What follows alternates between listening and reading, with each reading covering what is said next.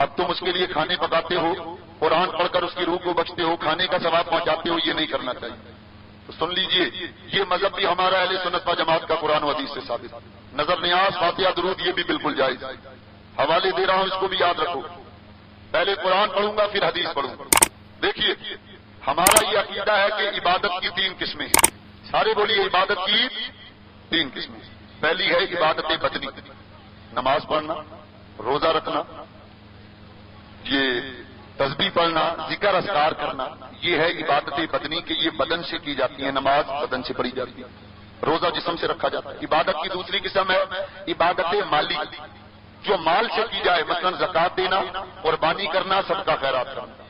عبادت کی تیسری قسم ہے عبادت مرکب، جس میں مال اور جسم دونوں شامل ہو، جیسے کہ حج، مال خرچ کرتے ہیں حج پر جانے کے لیے اور جسم سے وہاں جا کر حج کے ارکان ادا کرتے ہیں۔ ہمارا یہ عقیدہ کہ عبادت کی ان تینوں قسموں کو کر کے اس کا ثواب اگر مرنے والے کی روح کو پہنچایا جائے تو یہ پہنچتا بھی ہے اور جائز بھی ہے۔ بولو، دعا مانگنا عبادت ہے یا نہیں؟ سارے بولیے۔ خود نبی پاک کی حدیث حضور فرماتے ہیں الدعاء هو العبادۃ، طبرانی کی حدیث حضور فرماتے ہیں دعا عبادت ہے۔ ایک حدیث میں حضور فرماتے ہیں الدعاء مخ العبادۃ، حضور فرماتے ہیں دعا عبادت کا دماغ ہے۔ 2 حدیثوں سے پتہ چلا کہ عبادت، دعا جو ہے یہ عبادت۔ اب سنو، اللہ ایمان والوں کی نشانی بیان کرتا ہے۔ اللہ تعالیٰ ارشاد فرماتا ہے والذین جاءوا من بعدهم یقولون ربنا اغفر لنا ولاخواننا الذین سبقونا بالایمان۔ اللہ فرماتا ہے ایمان والوں کا طریقہ یہ ہے کہ جب وہ اللہ کی بارگاہ میں دعا مانگتے ہیں تو اس طرح، یا اللہ ہماری مغفرت فرما اور ہمارا جو بھائی ہم سے پہلے دنیا سے چلا گیا ہے اس کی مغفرت فرما۔ اگر کسی کی مغفرت کے لیے دعا مانگنا یہ ناجائز اور بیکار کام ہوتا تو بتاؤ اللہ اس بیکار کام کو قرآن میں کبھی نقل کرتا؟ نہیں کرتا۔ دوسری دلیل، حضرت ابراہیم علیہ السلام دعا مانگتے ہیں ربنا اغفر لی ولوالدی وللمؤمنین یوم یقوم الحساب، یا اللہ میری مغفرت فرما، میرے والدین کی مغفرت فرما، قیامت کے دن تک تمام مومنین مرد و عورت کی مغفرت فرما۔ حضرت نوح علیہ السلام بھی اسی طرح کی دعا مانگتے ہیں رب اغفر لی ولوالدی ولمن دخل بیتی مؤمنا وللمؤمنین والمؤمنات، یا اللہ میری مغفرت فرما، میرے والدین کی مغفرت فرما اور جو مومن میرے گھر میں داخل ہو جائے اس کی مغفرت فرما۔ خود قرآن اللہ تعالیٰ شاہ فرماتا یستغفرون للذین آمنوا منکم، اللہ فرماتا وہ فرشتے جنہوں نے اللہ تعالیٰ کا عرش اٹھایا ہوا وہ دعا مانگتے ہیں کہ یا اللہ ایمان والوں کی مغفرت فرما۔ اللہ اکبر، یا رسول اللہ۔ تو اب 4 آیتوں سے میں نے یہ ثابت کیا کہ کسی مرنے والے کی مغفرت کے لیے دعا مانگنا یہ جائز ہے۔ اب سنیے حدیث، یہ حدیث مشکاۃ شریف کی حدیث، سرکار فرماتے ہیں میری امت جب اپنی قبروں میں جائے گی، حضور فرماتے ہیں جب میری امت کے لوگ قبروں میں جائیں گے تو اپنی گناہوں کے ساتھ قبر میں جائیں گے، لیکن جب قیامت کے روز یہ قبر سے باہر نکلیں گے تو ان کے نامہ اعمال میں کوئی گناہ نہیں ہوگا۔ تو صحابہ نے کیا رسول اللہ ان کے گناہ کہاں چلے جائیں؟ حضور نے فرمایا انہوں نے اپنی نیک اولاد چھوڑی، بھائی چھوڑے، رشتہ دار عزیز و اقارب چھوڑے جو ان کے لیے مغفرت کی دعا کرتے ہیں، ان کی مغفرت کی وجہ سے اللہ ان کے گناہوں کو معاف فرما دے۔ دوسری حدیث، یہ حدیث بھی مشکات میں موجود ہے، حضور فرماتے ہیں جب کوئی زندہ آدمی مرنے والے کے لیے دعا کرتا ہے، صدقہ کرتا ہے تو اللہ مرنے والوں کو پہاڑوں کے برابر ثواب عطا فرماتا ہے۔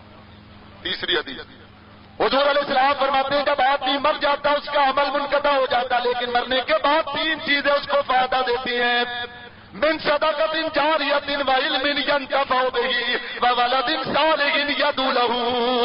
حضور فرماتے ہیں صدقہ جاریہ یہ بھی مرنے کے بعد فائدہ دیتا ہے۔ مثلا صدقہ جاریہ کس کو کہتے ہیں؟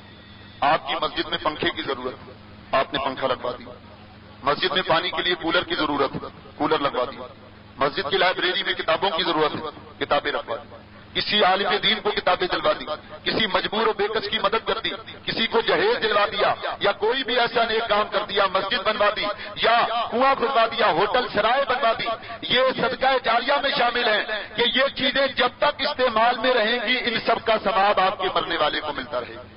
اس کو کہتے ہیں صدقہ جاریہ۔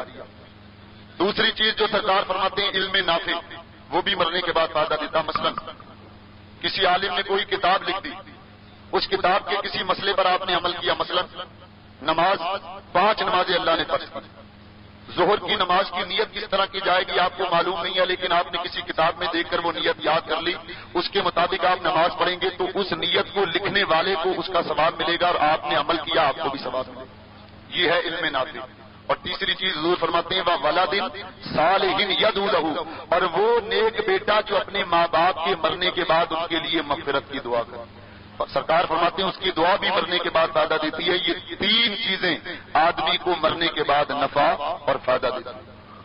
حضرت علامہ امام جلال الدین سیوطی نے شرح الصدور میں شرح حال الموتى والقبور کے اندر لکھا، آپ فرماتے ہیں جب کوئی اپنے گھر والوں کے لیے ایصال ثواب کرتا، ہدیہ یا تحفہ بیچتا ہے، تو جبریل اس کے ہدیے کو ایک نورانی تھال کے اندر رکھ کر اس قبر والے کے پاس آتے ہیں، اور حضور فرماتے ہیں وہ قبر والے کے پاس آ کر کہتے ہیں اے گہری قبر والے اٹھ جا، ھذا ھدیتکم، یہ تیرے گھر والوں نے تیرے لیے ہدیہ بھیجا ہے۔ حضور فرماتے ہیں وہ قبر والا اس ہدیے تحفے سے اتنا خوش ہوتا ہے کہ اگر اس کو ساری دنیا کی دولت بھی دی جائے تو اتنا خوش نہ ہو جتنا وہ اس ہدیے اور تحفے سے خوش ہوتا ہے۔ اس سے بھی پتا چلا کہ مرنے والوں کے لیے ایصال ثواب کرنا جائز ہے۔ ایک حدیث اور سن لو، نبی پاک علیہ الصلوۃ والسلام نے ارشاد فرمایا، حضور علیہ السلام نے ارشاد فرمایا ایک آدمی جنت کے اندر ہے، یہ حدیث مشکات میں موجود ہے۔ حضور نے فرمایا ایک آدمی جنت کے اندر ہے، اللہ اس کے درجے بلند کر دیتا ہے، وہ اللہ کی بارگاہ میں کرتا ہے یا اللہ میرا درجہ کیوں بلند ہو گیا؟ اللہ تعالیٰ ارشاد فرماتا تو نے نیک بیٹا چھوڑا، عزیز و اقارب چھوڑے، وہ تیرے لیے مغفرت کی دعا کرتے، اس کی دعا کی وجہ سے ہم نے تیرا درجہ بلند کیا ہے۔ اب سنو بھائی، ہمارے یہاں یہ رواج ہے کہ جب ہم مرنے والے کے لیے ایصال ثواب کرتے ہیں تو کھانا سامنے رکھتے ہیں اور کھانا سامنے رکھ کر قرآن پڑھتے ہیں۔ بعض لوگ اس کو بھی برا کہتے ہیں، جبکہ یہ عمل بھی قرآن حدیث سے ثابت ہے۔ دیکھو، کھانا سامنے رکھ کر قرآن پڑھو، مجھے بتائیے جو یہ کہتا کہ قرآن پڑھنے سے کھانا حرام ہو جاتا، خدا کی قسم سوچ کر بتاؤ، اگر یہ نظریہ اور عقیدہ رکھا جائے کہ کھانے پر قرآن پڑھنے سے کھانا حرام ہو جاتا تو مجھے بتاؤ کیا کبھی عیسائی اور یہودی یہ بات سن کر مسلمان ہو سکتے ہیں؟ بولیے، کبھی نہیں۔ وہ یہ کہیں گے کہ مسلمانوں کا قرآن جب اتنا معاذ اللہ گیا گزرا ہے کہ وہ کھانے پر پڑھ دیا جائے تو کھانا حرام ہو جاتا، تو پھر ایسے قرآن کو ماننے کا فائدہ؟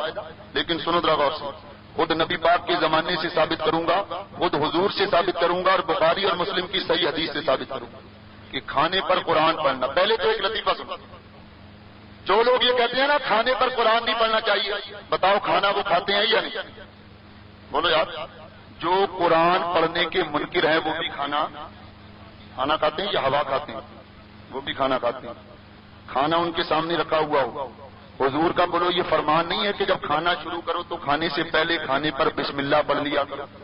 بولو یہ فرمان ہے یا نہیں سرکار کی کہ کھانے سے پہلے بسم اللہ پڑھ لیا کرو؟ تو بسم اللہ کیا ہے؟ 19واں پارہ سورہ نمل اٹھا کر دیکھو، بسم اللہ الرحمن الرحیم قرآن کی آیت ہے۔ اللہ تعالیٰ شاہ فرماتا انہ من سلیمان و انہ بسم اللہ الرحمن الرحیم۔ اللہ فرماتا سلیمان علیہ السلام نے فرمایا کہ یہ خط میں اللہ کے نام سے شروع کرتا ہوں اور یہ خط میں بلقیس کو لکھ رہا ہوں۔ مجھے بتائیے جب بسم اللہ قرآن کا حصہ ہے اور یہ کہتے ہیں قرآن پڑھنے سے کھانا حرام ہو جاتا، تو جب وہ بسم اللہ پڑھتے ہیں تو قرآن پڑھتے ہیں، جب وہ قرآن پڑھتے ہیں تو اپنے فتوے کے نزدیک اپنے کھانے کو حرام کرتے ہیں یا نہیں؟ تو حضور تو فرماتے ہیں کہ جو جسم حرام سے پلے وہ کبھی جنت میں نہیں جائے گا، یہ ساری زندگی بسم اللہ پڑھ کے اپنے کھانے کو حرام کر لیتے ہیں، لہذا کبھی جنت میں نہیں جائیں گے۔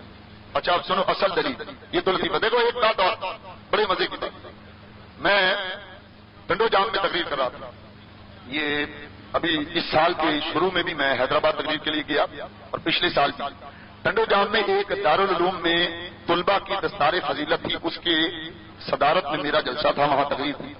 تو وہاں تقریر کے بعد ایک مولوی صاحب آئے، کہنے لگے جناب آپ لوگ قرآن پڑھتے ہیں کھانے پر، اور یہ کھانا آپ اپنے مردوں کے لیے نکالتے ہیں، یعنی ہم کھانے پر قرآن پڑھتے ہیں اور یہ کھانا کسی غریب کو دے دیتے ہیں، اس لیے کہ اس کھانے کا کھانا ہر کسی کے لیے جائز نہیں۔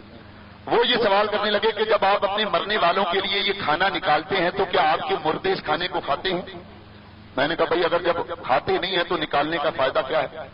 تو اس نے اللہ کے بندے نے اعتراض کیا کہ جب وہ کھانا کھاتے ہیں تو اس کا مطلب ہے ان کو حاجت بھی ہوتی ہوگی، اس لیے کہ بشری تقاضا ہے جب حاجت ہوتی کھاتا ہے آدمی تو اس کو حاجت بھی ہوتی ہوگی۔ تو کہنے لگے ہاں، میں نے کہا ہاں جی جب وہ کھاتے ہیں تو حاجت بھی ہوتی۔ تو اس نے اعتراض کیا جناب اگر جب ان کو حاجت بھی ہوتی ہے تو وہ بیچارے قبر سے تو نکل نہیں سکتے، اس کا مطلب ہے کہ وہ قبر میں this something wrong in the bottom, وہ قبر میں ہی کر دیتے ہوں گے۔ میں نے کہا بات تمہاری صحیح ہے کہ وہ قبر سے نکل تو نہیں سکتے، لیکن تم تو اپنے مرنے والوں کو کچھ نہیں بیچتے، وہ بیچارے آ کر قبر سے یہ گندگی کھا جاتے ہیں، قبر صاف ہو جاتی ہے۔ تو جیسا سوال ویسا جواب۔ اب سنو، ہم کھانا سامنے رکھ کر قرآن کیوں پڑھتے ہیں، اس کی اصل کون سی حدیث ہے؟ بخاری شریف نوٹ کر لو جس کا دل چاہے۔ نبی پاک علیہ السلام کا زمانہ، حضور علیہ السلام کے کچھ صحابی سفر پر روانہ ہوئے، چلتے چلتے یہ رات کے وقت گاؤں کے قریب جا پہنچے۔ جب یہ گاؤں کے قریب پہنچے تو وہاں پر ان کا کھانا جو یہ مدینے سے لے کر آئے تھے وہ کھانا ختم ہو گیا۔ تو ایک آدمی کو بھیجا کہ قریبی گاؤں ہے، جاؤ یہاں سے کھانا لے آؤ۔ جب وہ گاؤں گئے تو گاؤں والوں نے کہا کہ ہم تمہیں کھانا نہیں دیں گے، ان کو واپس دیں۔ یہ صحابی ابھی واپس ہی آئے تھے کہ پیچھے سے ایک آدمی دوڑتا ہوا آیا کہ تم میں کوئی آدمی دم کرنا جانتا ہے؟ کہا ہاں، ہمارے سردار کو سانپ نے کاٹ دیا ہے، دم کر۔ اب ایک صحابی دم کرنے کے لیے تیار ہوگا، لیکن انہوں نے شرط لگائی کہ مجھے اتنا کھانا اور اتنی بکریاں دو گے تب میں دم کروں گا۔ کہ گاؤں والوں نے کہا ہمیں منظور۔ آپ نے پانی منگوایا، پانی پر 7 مرتبہ سورہ فاتحہ شریف پڑھی۔ کتنی مرتبہ؟ 7 مرتبہ۔ یہ تو کہتے ہیں نا کھانے پانی پر قرآن پڑھ دو تو حرام ہو جاتا ہے، انہوں نے 7 مرتبہ قرآن پڑھا ہے۔ کسی صحابی نے فتویٰ نہیں لگایا، نہ خود نبی پاک نے فتویٰ لگایا۔ اب اگر کھانے پر قرآن پڑھنے سے کھانا حرام ہو جاتا ہے تو ظاہر ہے حرام چیز میں برکت تو نہیں ہوگی، حلال میں برکت ہوتی ہے، حرام میں نہیں ہوگی۔ وہ صحابی اس کو پانی کو لے کر گئے اور وہ جو سردار کو جس کو سانپ نے کاٹا تھا اس کے پاؤں پر وہ پانی لگا دیا۔ اللہ نے اس پانی کی برکت سے اس کو شفائے کاملہ سے عاجلہ عطا فرمایا۔ پتہ یہ چلا کہ کھانے پانی پر قرآن پڑھنا یہ حضور کے صحابی کا طریقہ۔ ایک حدیث اور میرے دوستوں بزرگوں، مسلم شریف کی حدیث ہے، غزوہ تبوک ہو رہا، نبی پاک علیہ السلام کی بارگاہ میں صحابہ کرام آئے، عرض کی یا رسول اللہ کھانا پانی ختم ہو گیا، اگر آپ اجازت دیں تو ہم سواری کے اونٹ ذبح کر لیں۔ حضور نے فرمایا جاؤ، میں نے اجازت دی ہے کہ تم سواری کے اونٹ ذبح کرو۔ اتنے میں حضرت فاروق اعظم آ گئے، عرض کی یا رسول اللہ اگر ہم نے سواری کے اونٹ ذبح کر کے کھا لیے تو ہم واپس گھر کیسے جائیں گے؟ تو سرکار نے فرمایا پھر کیا کیا جائے؟ عرض کی یا رسول اللہ میری رائے یہ ہے کہ آپ اعلان کر دیں جس کے پاس جتنا بچا ہوا کھانا ہو وہ لے آئے، جس کے پاس روٹی تھی وہ روٹی لائے، جس کے پاس کھجوریں تھی وہ کھجور لائے، کچھ صحابہ کے پاس پنیر تھا وہ پنیر لائے، تھوڑا سا کھانا جمع ہو گیا، حضور کے سامنے رکھ دیا۔ حدیث کے الفاظ ہیں، نبی پاک علیہ السلام کے سامنے وہ کھانا رکھا ہوا ہے۔ حدیث کے الفاظ ہیں تتکلم بما شاءت، نبی پاک علیہ السلام نے جو کچھ چاہا اس کھانے کے اوپر کلام پڑھا۔ معلوم ہوا کھانا سامنے رکھ کر اس پر کلام پڑھنا یہ ہمارے نبی پاک کی سنت ہے۔ ایک حدیث اور، یہ حدیث دلال النبوت امام بہقی میں موجود۔ دیکھو اللہ تعالیٰ ارشاد فرماتا ہے وَنُنَزِّلُ مِنَ الْقُرْآنِ مَا هُوَ شِفَاءٌ وَرَحْمَةٌ لِّلْمُؤْمِنِينَ، اللہ فرماتا ہے یہ قرآن جو ہم نے مومنوں پر نازل کیا اس میں شفا اور رحمت ہے۔ قرآن میں شفا اور رحمت ہے۔ دیکھیے حضرت ابو ہریرہ فرماتے ہیں ایک دن مجھے بڑی سخت بھوک لگی، کہتے میرے پاس کھانے کو کچھ نہیں تھا، میں حضور کے گھر تشریف لایا تو پتا چلا حضور گھر پر نہیں۔ تھوڑی دیر کے بعد نبی پاک تشریف لائے اور گھر میں جا کر حضور نے فرمایا اے عائشہ گھر میں کوئی چیز کھانے کے لیے ہے؟ تو ام المومنین نے فرمایا یا رسول اللہ باہر سے تحفے میں تھوڑا سا دودھ آیا۔ حضرت ابو ہریرہ فرماتے ہیں حضور نے فرمایا وہ دودھ لے آؤ۔ وہ دودھ نبی پاک کی بارگاہ میں آیا، حضرت ابو ہریرہ فرماتے ہیں وہ بالکل تھوڑا سا دودھ تھا جس سے ایک آدمی کا بھی پیٹ نہ بھرتا۔ حضور نے اس دودھ کو دیکھ کر فرمایا ابو ہریرہ جاؤ میرے صحابہ کو پیغام دے آؤ کہ نبی پاک نے تمہاری دعوت کی۔ حضرت ابو ہریرہ سوچتے ہوئے گئے اتنا سا دودھ ہے اور اتنے لوگ آئیں گے، کس طرح گزارا ہوگا، اس میں تو میرا بھلا نہیں ہوگا تو اتنے لوگوں کو کیسے بھلا ہوگا، یہ خیال کرتے ہوئے گئے۔ لیکن نبی پاک کا فرمان تھا، آپ فرماتے میں ایک ایک صحابی کو پیغام دیتا رہا، جب پیغام دے کر واپس آیا تو حضور کے گھر میں 300 صحابہ جمع تھے۔ فرماتے میں کبھی دودھ کو دیکھتا کبھی صحابہ کے مجمع کو دیکھتا، اتنا سا دودھ ہے یہ کیسے استعمال میں؟ فرماتے ہیں وہ دودھ نبی پاک کے سامنے رکھا ہوا تھا، حضور علیہ السلام نے اس دودھ کو سامنے رکھ کر اس پر دعا برکت فرمائی۔ حدیث کے الفاظ ہیں تتکلم بما شاءت، نبی پاک علیہ السلام نے اس دودھ کے اوپر جو کچھ چاہا اللہ تعالیٰ کا کلام پڑھا۔ معلوم ہوا دودھ کو کھانے کو سامنے رکھ کر اس پر کلام پڑھنا یہ نبی پاک کا طریقہ ہے۔ اللہ اکبر یا رسول اللہ۔ حضرت حضرت ابو ہریرہ فرماتے ہیں اس کے بعد حضور نے مجھے بلایا، فرمایا ابو ہریرہ یہ دودھ لے جاؤ اور ایک ایک صحابی کو یہ دودھ پلاتے جاؤ۔ فرماتے ہیں میں ایک ایک کے پاس لے گیا، سب نے سیر ہو کر دودھ پیا، حتیٰ کہ 300 صحابہ نے وہ دودھ پیا، لیکن جب میں نے پیالہ دیکھا تو وہ اسی طرح بھرا ہوا تھا۔ فرماتے ہیں نبی پاک علیہ السلام نے فرمایا اے ابو ہریرہ اب کون کون باقی ہے؟ یا رسول اللہ آپ باقی ہیں اور میں موجود ہوں۔ حضور نے فرمایا اب تم بھی پیو۔ فرماتے ہیں میں نے بھی دودھ پیا۔ سرکار نے فرمایا اور پیو۔ فرماتے ہیں میں نے اور پیا، حتیٰ کہ فرماتے ہیں میں سیر ہو گیا، پیٹ بھر گیا۔ حضور نے فرمایا ابو ہریرہ اور پیو۔ فرماتے ہیں یا رسول اللہ اب مجھ سے پیا نہیں جاتا۔ پھر نبی پاک علیہ السلام نے وہ دودھ پیا۔ غور کرو، یہ کہتے ہیں اگر کھانے پر قرآن پڑھ دو تو کھانا حرام ہو جاتا ہے، اور میں یہ کہتا ہوں کہ جس کھانے پر قرآن پڑھ دیا جائے اس میں اتنی برکت ہو جاتی ہے کہ 300 سے زیادہ آدمی وہ کھانا کھا سکتے، جیسے کہ نبی پاک کی حدیث سے ثابت۔ اب سن لو ایک حدیث اور، ملا علی قاری رحمۃ اللہ علیہ نے کتاب لکھی آواز جلدی۔ ہندوستان سے ایک میرے دوست ہندوستان گئے تھے، ان سے میں نے یہ کتاب منگائی ہے، حضور غوث اعظم کے حالات پر لکھی ہے، اور اس کے اندر ملا علی قاری رحمۃ اللہ علیہ نے آواز جلدی کے حوالے سے اس حدیث کو نقل کیا کہ نبی پاک علیہ السلام کے صاحبزادے حضرت ابراہیم کا انتقال ہوا۔ حضور نبی پاک علیہ السلام کے صاحبزادے ابراہیم کا انتقال ہوا، حضرت ابو ذر غفاری حضور کی بارگاہ میں آئے، آپ سوکھی ہوئی روٹی، کھجور، شہد اس کو ملا کر حضور کی بارگاہ میں لائے، نبی پاک نے رکھ دیا، اس پر ایک مرتبہ سورہ فاتحہ شریف پڑھی، 3 مرتبہ نبی پاک علیہ السلام نے کل شریف پڑھی، اور اس کے بعد فرمایا ابو ہریرہ یہ کھانا لے جا کر سارے مدینے میں تقسیم کر دو۔ حضرت ابو ہریرہ فرماتے ہیں، حضرت ابو ذر غفاری فرماتے ہیں میں نے وہ کھانا مدینے میں تقسیم کر دیا۔